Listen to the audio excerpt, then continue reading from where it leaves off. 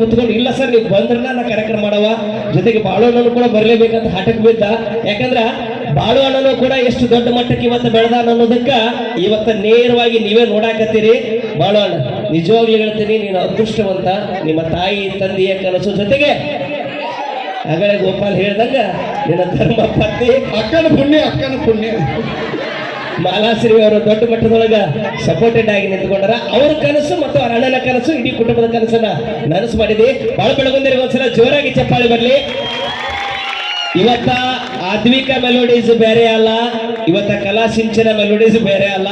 ಅವ್ ಯಾವಾಗ್ಲೂ ಕೂಡ ನನ್ನ ಡೈರೆಕ್ಷನ್ ದೊಳಗನ ಹೋಗ್ತಿರ್ತಾರೆ ಗುರುಗಳನ್ನ, ಇದನ್ನ ಹೆಂಗ್ ಮಾಡ್ಬೇಕು, ಹಿಂಗೆ ಹೆಂಗ್ ಮಾಡ್ಬೇಕು, ಬಹಳ ಅಂದ್ರೆ ಬಹಳ ಅವನ ಬಹಳ ಒಂದು ಪ್ರೀತಿಯಿಂದ. ಆಕ್ಚುಲಿ ಹೇಳ್ಬೇಕಂದ್ರೆ ನಾನು ಬಹಳ ಆರ್ಕೆಸ್ಟ್ರಾಗಳು ನೋಡಿದ್ದೀನಿ.